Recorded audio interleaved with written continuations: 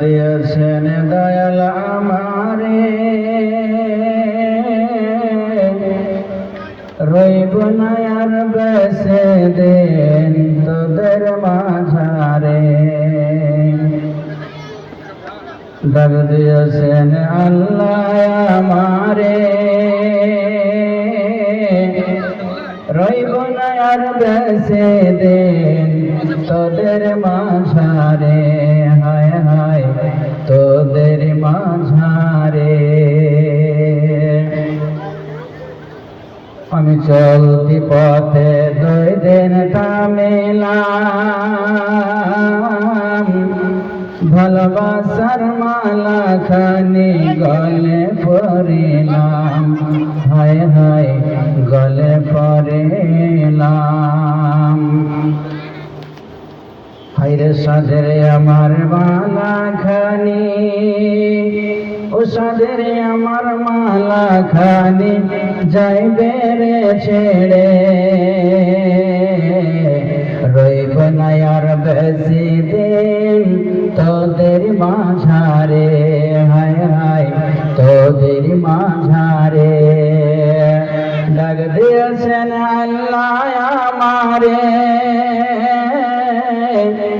ডাক দিয়েছেন আল্লাহ আমারে, রইব না আর বেশি দিন তোদের মাঝারে। রইব না আর বেশি দিন তোদের মাঝারে। আমি কত জনে কত কে দিলাম, যাইবার কালে একজনার দেখা না পাইলাম। আমি কত জনে কত কে দিলাম, যাইবার কালে একজনার দেখা না পাইলাম। হায় হায় দেখা না পাইলাম। ও আমার সঙ্গের সাথী, ও আমার সঙ্গের সাথী, কেউ হলো না রে। রইব না আর বেশি দিন তোদের মাঝারে। হায় হায় তোদের মাঝারে। ডাক দিয়েছেন দয়াল আমারে, রইব না আর বেশি দিন তোদের মাঝারে। হায় হায় তোদের মাঝারে। ডাক দিয়েছেন দয়াল আমারে, রইব না আর বেশি দিন তোদের মাঝারে।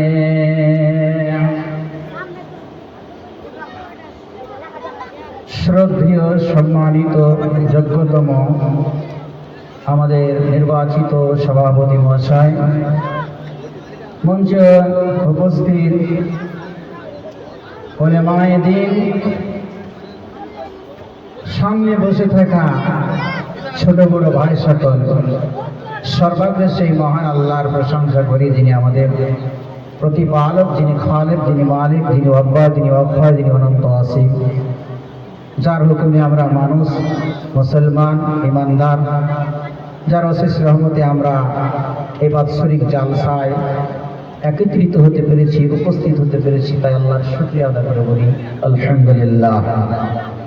অতঃপর আমাদের প্রিয় নবী মামিনাল্লাহ নবী দুজাহান নবী কুল সরবরে জনাব মুহাম্মদ মুস্তাফা মুহাম্মদুর রাসূলুল্লাহ সাল্লাল্লাহু আলাইহি ওয়াসাল্লামের উপর অগণন শান্তির ধারা বিবর্ষিত। আল্লাহুম্মা সাল্লি আলাইহি আল্লাহুম্মা বারিক আলাইহি। সকল, আজকে এই জালসা নাজমুল হুদা শিমুলতলার উন্নতি কল্প।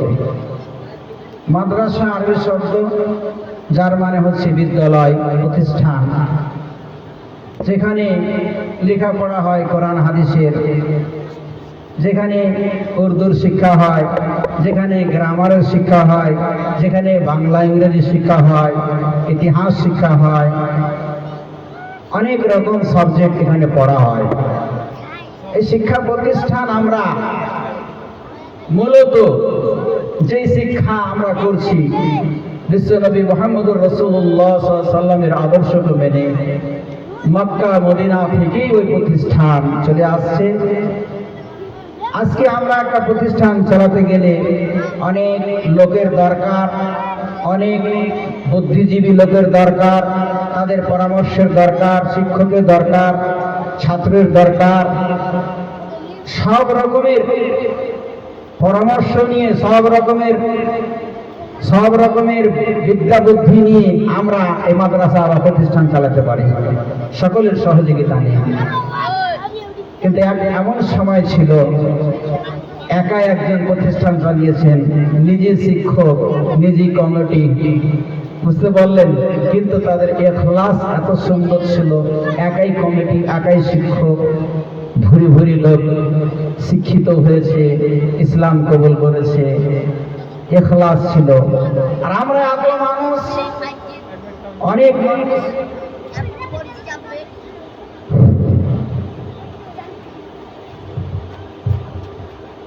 যে সমস্ত শিক্ষকগণ মাদ্রাসায় আছেন, দয়া করে আপনারা স্টেজে আসুন, কিছু প্রয়োজন আছে। আপনারা মাদ্রাসায় না থেকে স্টেজে দেখা করুন। সমস্ত শিক্ষক আপনারা স্টেজে দেখা করুন। তো এই প্রতিষ্ঠান রাসূলুল্লাহ সাল্লাল্লাহু আলাইহি ওয়াসাল্লাম নিজে ছাত্র ছিলেন গারে হেরাতে। গারে হেরাতে জিবরিল আমিনের কাছে শিক্ষা করেছেন।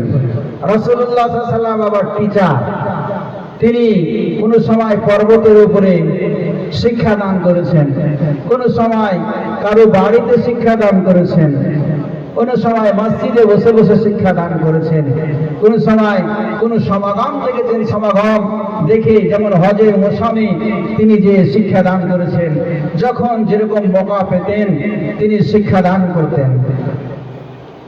এটা নয় যে বিল্ডিং এর মধ্যেই শিক্ষা করতে হবে, কথা নয়। শিক্ষা কয়েক রকমের আছে। এক তো নিয়মিত ভাবে আমরা বই পুস্তক পড়ে শিক্ষা অর্জন করি, এক জালসার মাধ্যমে, অন্য জায়গাতে, অন্য আলেমের মুখে আমরা শিক্ষা অর্জন করতে পারি। বিভিন্ন ভাবে শিক্ষা অর্জন করা যায়। যা হোক, সত্যিকারী যদি আমরা, আমাদের মধ্যে ইমানি জজবা থাকে, ইমানি স্পিরিট থাকে, তাহলে আমরা ইসলামী শিক্ষায় শিক্ষিত হয়ে লাভবান হব, নিজে লাভবান হব, সমাজকে আমরা এগিয়ে নিয়ে যেতে পারবো। আর আমাদের মধ্যে ইখলাস যদি না থাকে, আমাদের মধ্যে যদি নিষ্ঠা না থাকে, তাহলে এই পর্যন্ত শেষ হয়ে যাবে, আল্লাহর কাছে কিছুই পাবো না। এটা যেন আমাদের না হয়। আমরা মসজিদ মাদ্রাসা চালাবার আগে শিক্ষক, ছাত্র, কমিটি সকলের জন্য ভিতরে কি থাকে? লিল্লাহিয়াত থাকে, ইখলাস থাকে। ইখলাসের সহিত যদি মাদ্রাসা চালাই, তাহলে আমরা সকলেই দুনিয়াতে এবং আখিরাতে উভয় জীবনে আমরা কি হব? লাভবান হব, আল্লাহর কাছে উপকৃত হব, আল্লাহর কাছে আশা করা যায় এর প্রতিদান পাবো। যখন সত্যিকারী যারা মুমিন হবে, সত্যিকারী যারা ইমানদার হবে, তাদের অনেকগুলো লক্ষণ আছে, অনেকগুলো পরিচয়, পরিচিতি পাওয়া যায়। মুমিনের অনেকগুলো লক্ষণ, অনেক পরিচয় আছে। মুমিনেরা কোরআন শুনলে তাদের লাভ হবে, জালসায় আসলে লাভ হবে। তারা কোনো এমন এক সভাতে যাচ্ছে যেখানে দিনী আলোচনা হচ্ছে, সেখানে তাদের লাভ হবে। আর যাদের মধ্যে ইমানি জজবা নাই, ইখলাস নাই, তারা যে কোনো জায়গাতে যাক না কেন, তাদের গলাতে যদি সোনার মালা পরিয়ে দেওয়া হয় তবুও লাভ হবে না। শুকুরের গলাতে যেমন সোনার মালা পরিয়ে দিলে কোনো লাভ হয় না, মানে শোভা পায় না শুকুরের গলাতে, অনুরূপ ভাবে যে সমস্ত মানুষের মধ্যে ইখলাস নাই, ইমান নাই, ইমানি স্পিরিট নাই, জজবা নাই, জালসা জুলুস, মসজিদের নামাজ, খুতবা, তাদের কোনো মানে কি হবে না, উপকারে আসবে না, যেহেতু তার মধ্যে ইখলাস নাই। সত্যিকারে যারা মুমিন, তাদের লাভ খুবই লাভ।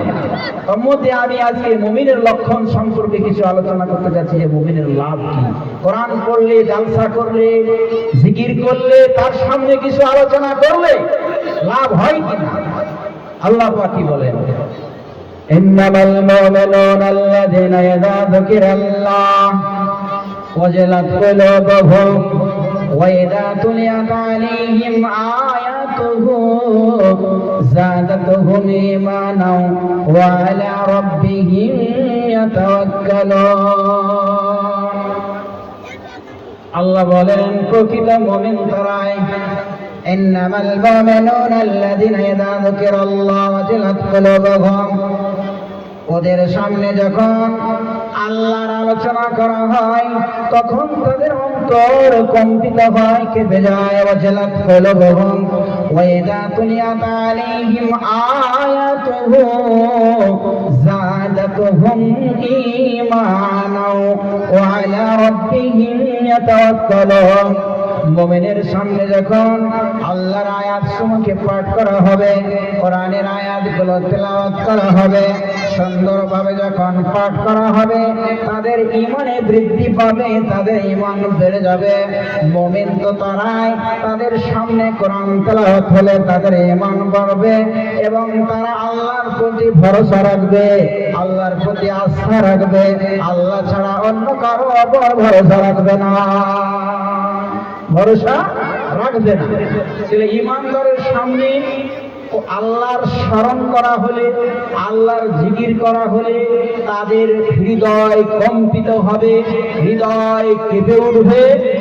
আর কোরআন তেলাওয়াত করা হলে তাদের ঈমান বেড়ে যাবে এবং এদের ঈমান বৃদ্ধি পাবে, এরা আল্লাহর প্রতি তাওয়াক্কুল ভরসা রাখবে। মুমিন তো তারাই আল্লাযীনা ইউকিমুনাস সালাতা ওয়া মিম্মা রাযাকনাহুম ইউনফিকুন মুমিন তো তারাই যারা নামাজ প্রতিষ্ঠিত করবে, কায়েম করবে এবং আল্লাহ পাক যা দান করেছেন সেখান থেকে দান করবে, আল্লাহর দেওয়া রিজিক থেকে দান করবে,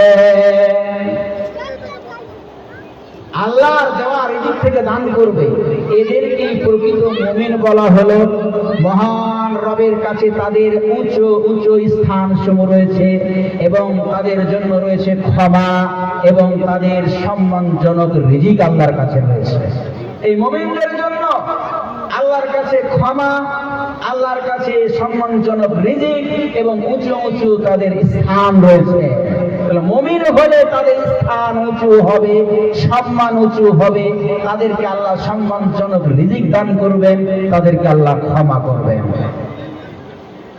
আয়াত পাঠ করলে, কোরআন তেলাওয়াত করলে ঈমান যদি ভিতরে থাকে ঈমান বাড়বে, ঈমান বাড়বে। কাফিরের দিল পর্যন্ত কেঁপে যাবে, ডাকাতের দিল পর্যন্ত কেঁপে যাবে।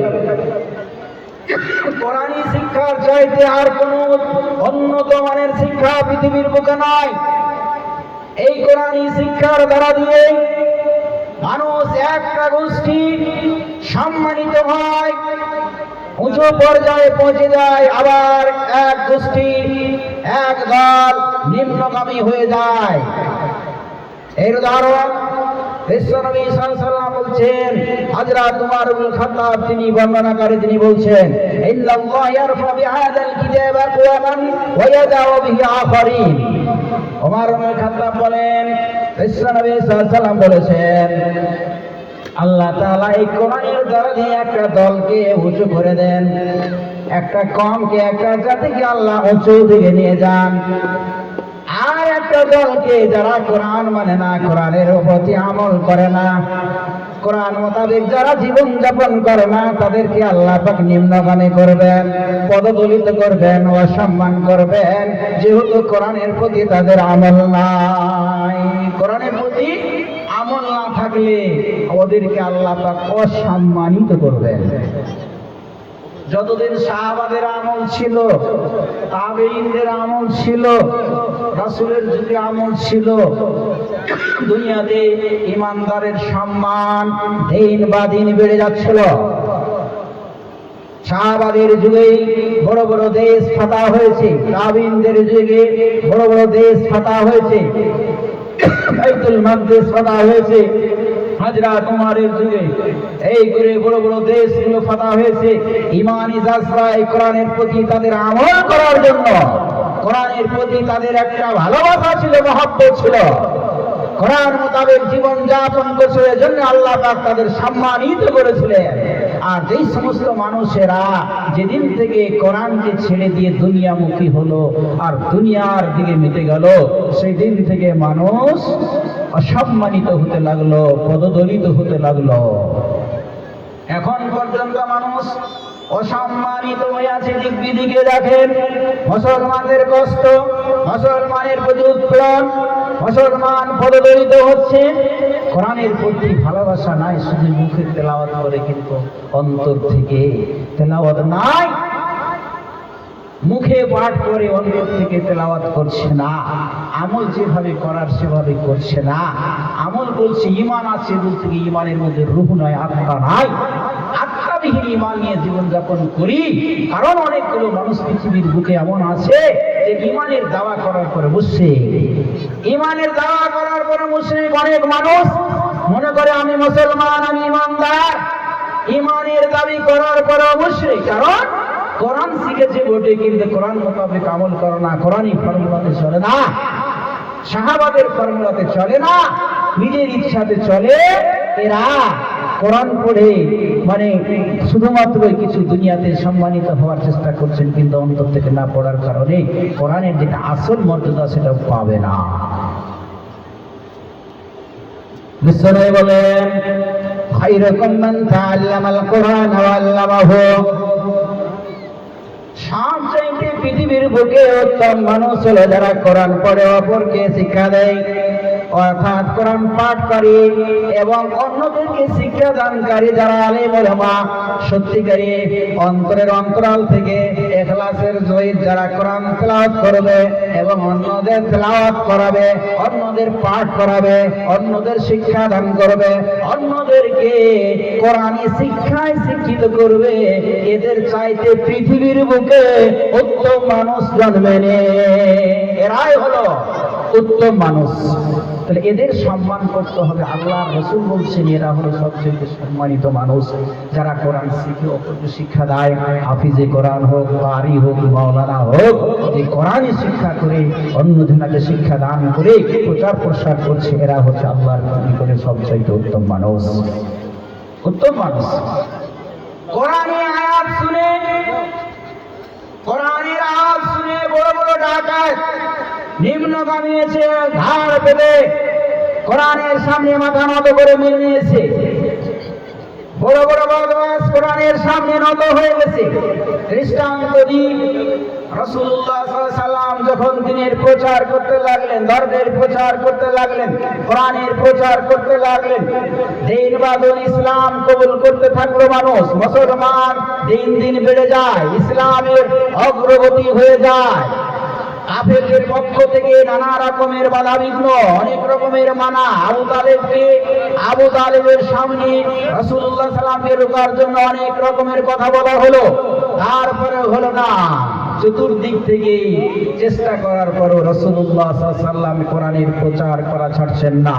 এমনকি মক্কার মানুষের পক্ষ থেকে এটাও কিন্তু অফার দেওয়া হয়েছিল রাসূলুল্লাহ সাল্লাল্লাহু আলাইহি সাল্লামকে, ধর্ম প্রচার করা ছাড়েন, ইসলাম প্রচার করা ছাড়েন।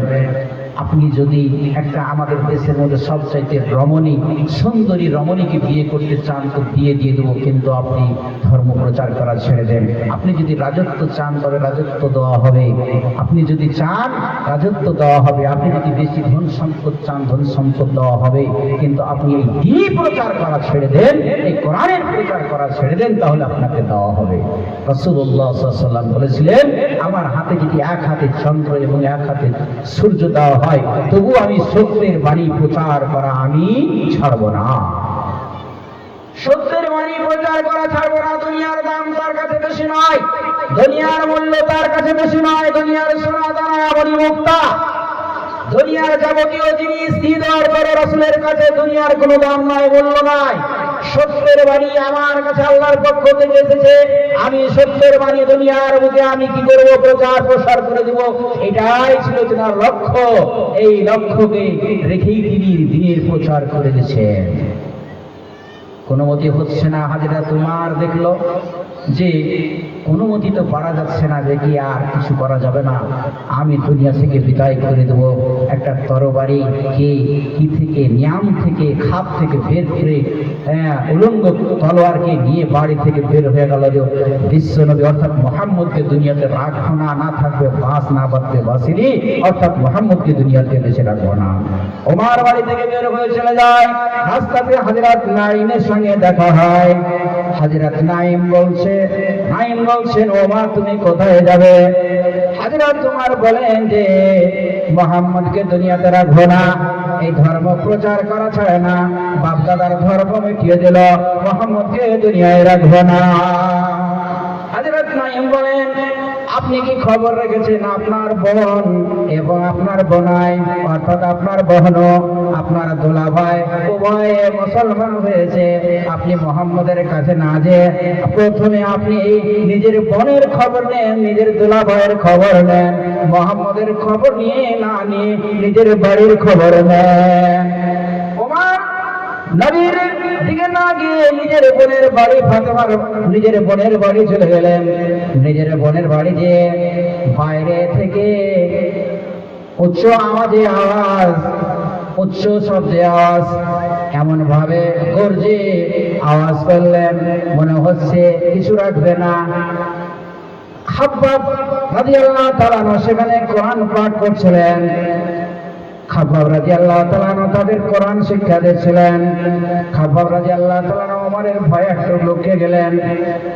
দরজা খোলা হলো, হযরত উমর প্রবেশ হয়ে যায়।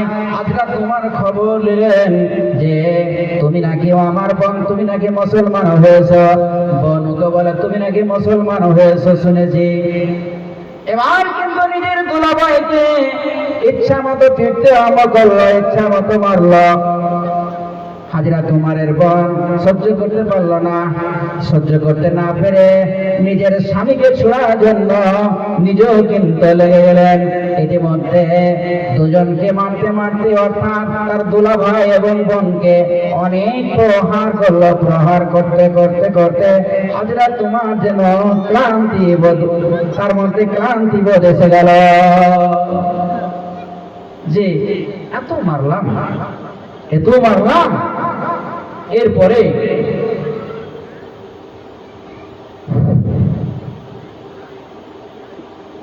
মাদ্রাসার ছাত্রদের উদ্দেশ্যে বলা হচ্ছে, প্রত্যেকটি ছাত্র তোমরা সবাই গিয়ে এখন খাবার খেয়ে নাও। ফার্স্ট ব্যাচে তোমরা খাবার খেয়ে নাও, কেউ থাকবে না, এদের মধ্যে প্রত্যেকে গিয়ে এখন খাবার খেয়ে নাও। খাবার খাওয়ার পরে সুন্দরভাবে এই প্যান্ডেলের নিচে চলে আসবে। অন্যদিকে না গিয়ে খাবার খাওয়ার পরে এই প্যান্ডেলের নিচে চলে আসবে। যাও হযরত উমর নিজের দুলাভাই এবং বোনকে ইচ্ছা মতো পিটেন, মানে মারলো। এবার মনের মধ্যে কি এলো যে তোমাদের সামনে যে পাঠ করা হচ্ছিল ওই জিনিসটা দাও। উমরের বোন বললেন, প্রথমে তুমি গোসল করেছো, তারপরে তোমাকে দেওয়া হবে সাহিফা। এবার গোসল করে আসলেন হযরত উমর। গোসল করে যখন আসলেন, এবার ওই সাহিফাটি পাঠ করতে লাগলেন। সাহিফাটি পাঠ করতে করতে করতে করতে করতে তার অন্তরের মধ্যে একটা তার কেটে গেল। কোরআনের আয়াত পড়ছে, ইয়া আইয়ুহাল্লাযিনা আমানু আমিনু বিল্লাহি ওয়া রাসূলিহি ওয়াল কিতাবিল্লাযী নাযালা আলা রাসূলিহি ওয়াল কিতাবিল্লাযী উনজিলা মিন ক্বাবলু ওয়া মান ইয়াকফুর বিল্লাহি ওয়া মালাইকাতিহি ওয়া কুতুবিহি ওয়া রাসূলিহি ওয়াল ইয়াউমিল আখির ফাকাদ দাল্লা যালালান বাঈদা। এই পর্যন্ত সূরা নিসার আয়াতটি 136তম আয়াতটি পাঠ করলেন। পড়ে যেন অন্তরটা চুরচুর হয়ে গেল, ফেটে গেল যে এই কথা এমন যে ইমানদারদেরকে আল্লাহ ইমান আনতে বলছেন আল্লাহর প্রতি, আল্লাহর রাসূলের প্রতি এবং ওই কিতাবের প্রতি যা রাসূলের উপর নাযিল হয়েছে এবং ওই কিতাবের প্রতি যা পূর্বে নাযিল হয়েছে। যারা আল্লাহকে এবং তার ফেরেশতাকে, তার কিতাবকে দিনে আখিরাতকে যারা অস্বীকার করবে, তারা অনেক দূরের বিভ্রান্তির জালে তারা ফেসে যাবে, সারা বিভ্রান্তির জালে ফেসে যাবে। এই ধরনের আয়াতটা যখন পাঠ করেছেন হযরত উমর, অন্তরটা চুরচুর ফেটে যায়। তখন হযরত উমর বলেন, ও আমার বোন, ও আমার দুলা ভাই আমাকে মুসলমান করেন, আমাকে মুসলমান করে দেন, আমি আর থাকতে পারি না। মোহাম্মদ কোথায় আছে? মোহাম্মদের কাছে নিয়ে চলেন। হযরতে উমর রাদিয়াল্লাহু তাআলা আনহু দারুল আরকামের বাড়িতে তখন বিশ্বনবী সাল্লাল্লাহু আলাইহি সাল্লাম তিনি চুপি চুপি ভাবে ধর্ম প্রচার করছিলেন, কোরআনের শিক্ষা দিচ্ছিলেন, আল্লাহ রাসূল সাল্লাল্লাহু আলাইহি সাল্লাম ধর্মের শিক্ষা দিচ্ছিলেন। এবার যখন উমর রাদিয়াল্লাহু তাআলা আনহু আরকামের ঘরে যখন যে উপস্থিত হলেন, এবার জানতে পারলেন সাহাবারা ওমর আসছে। ওমর এসে গেল। হযরত হামজা বলছেন, শুনেন শুনেন, ওমর যদি ভালো মন নিয়ে আসে ভালোই ভালো, আর যদি ভালো মন না নিয়ে আসে আর তরবারি দিয়ে তাকে দুনিয়া থেকে বিদায় করব, আমার তরবারির দরকার পড়বে না। তার আগে বিশ্বনবী সাল্লাল্লাহু আলাইহি সাল্লাম তিনি দোয়া করেছিলেন ইসলামের মদদের জন্য, ইসলামের সহযোগিতার জন্য। ও আল্লাহ, ইসলাম প্রচারের জন্য শক্তির দরকার। তাই মক্কার বুকে দুটা বড় বড় লোক হযরত উমর এবং আবু জাহাল, এই আবু জাহালকে কিংবা ওমরকে তুমি দ্বীনের মধ্যে নিয়েছো, দ্বীন দান করো, ধর্ম দান করো, তার দ্বারা দিয়ে দ্বীনের তুমি খেদমত নাও। আল্লাহ পাক দোয়া কবুল করেছেন হযরত উমরকে কবুল করেছেন।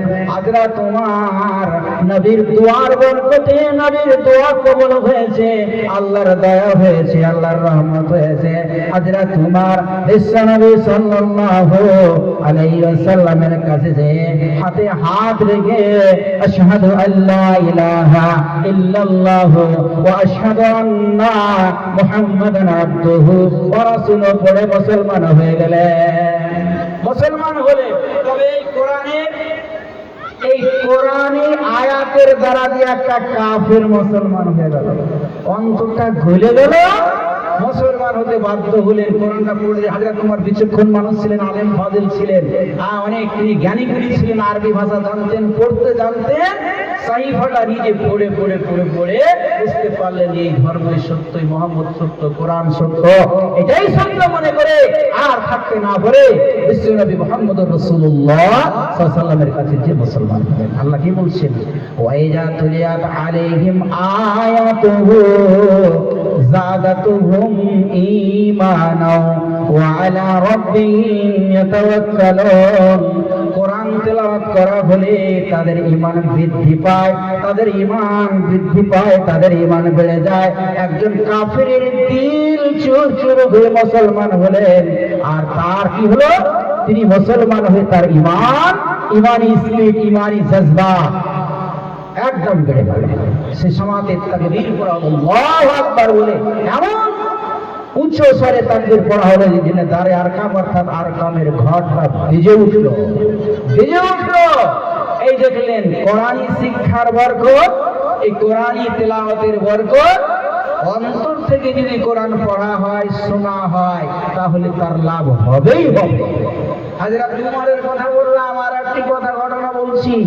সেই ঘটনা একজন মুহাদ্দিসের, যে একজন ইরাকের বুকে একজন কুখ্যাত ডাকাত, একজন প্রসিদ্ধ ডাকাত ফজল বিন ইয়াজ নামক এই ডাকাত দিনে ডাকাতি না করলে, রাত্রে ডাকাতি না করলে, আর হাজারি না করলে, ছিনতাই না করলে থাকতো না।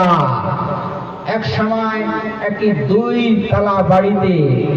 তলা বাড়িতে ডাকাতি করার জন্য বাড়ি থেকে ওই উদ্দেশ্যে বের হয়েছে। ডাকাতি করতে ঢুকবে, সামাতে কোরআনের আওয়াজ, কোরআনী তেলাওয়াত। আগের মানুষ রাত্রে উঠে উঠে কোরআন তেলাওয়াত করতো, এখনকার মানুষ আর কোরআন তেলাওয়াতের প্রয়োজন, একদম মোবাইল। কোরআন তেলাওয়াত বাড়ির যেই মানুষটা যেই বাড়িতে ডাকাতি করতে যাবে সেই বাড়ির মানুষটা কি করছে? কোরআন তেলাওয়াত করছে। সূরা হাদীদের আয়াতটি, আল্লাহ মিয়ানিল্লাযীনা আনতাখশা কুলুবুহুম লিযিকরিল্লাহ। এই আয়াতটি বাড়ির মালিকের পক্ষ থেকে আয়াতটি শুনতে পাচ্ছেন। আজ রাতে ফজল বিন ইয়াজ শুনতে পাচ্ছে। এই শুনতে শুনতে তার অন্তরে দাগ কেটে গেল। সময় তো হয়েছে, সময় কি ওই লোকের আসেনি যারা আল্লাহর জিকিরে তাদের অন্তর কম্পিত হবে, তাদের অন্তর কেঁপে যাবে বা ভয়ভীত হবে, বা আল্লাহর জিকিরে আল্লাহ যে নাজিল করেছে সত্য, আল্লাহ যে নাজিল করেছে কোরআন, এই কোরআনী আওয়াজে, এই কোরআনী আওয়াজে, কোরআনের শব্দে তাদের দিল কি হয়ে যাবে, ডরিয়ে যাবে। এরকম কি সময় আসেনি? ফজল বিন আয়াজ বলছেন সময় এসেছে। পার্শ্বে যে অজর নয়নে কাটলেন, মুসলমান হয়ে গেলেন, ভালো হয়ে গেলেন, বাকি জীবনটা তিনি একজন আল্লাহর ওয়ালি হয়েছিলেন, মুহাদ্দিস হয়েছিলেন। কারণ তবে জেনে নিন, একটা ডাকাতি করতে যে কোরআনের আওয়াজ শুনে, কোরআনের মানে বুঝে, কোরআনের তেলাওয়াত শুনে সে নিজের জীবনটাকে পরিবর্তন করেছে। আজকে আমরা মুসলমান হয়ে জুমার খুতবা শুনি, জালসা শুনি, অনেক কিছু শুনি, তারপর আমাদের পরিবর্তন নাই। কেন না? এজন্যই নাই যে আমরা হয়েছি দুনিয়ামুখী, দুনিয়াকে প্রাধান্য দিয়েছি। বল তুসিরুনাল হায়াতাদ দুনিয়া ওয়াল আখিরাতু খায়রু ওয়া আবকা। বরং দুনিয়ার জীবনকে আমরা প্রাধান্য দিয়েছি, আখিরাতকে প্রাধান্য দিইনি, কোরআনী শিক্ষাকে প্রাধান্য দিইনি। যদি আমরা সত্যিকারী প্রাধান্য দিতাম তাহলে আমাদেরও অন্তর কেঁপে উঠত, আমাদেরও ঈমান বৃদ্ধি পেত, আমাদের জীবনে পরিবর্তন আসতো।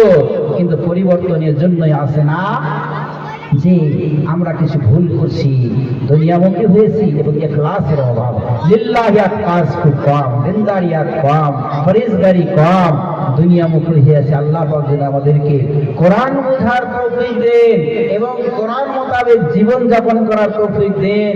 শুদ্ধভাবে ইখলাসের সহিত কোরআন শুনি এবং কোরআনের প্রতি আমল করি, নিজে শিখি, অপরকে শিক্ষা দিই। কোরআনী শিক্ষা যেন আমাদের ঘরে ঘরে থাকে, হাদিসের শিক্ষা যেন আমাদের ঘরে ঘরে থাকে।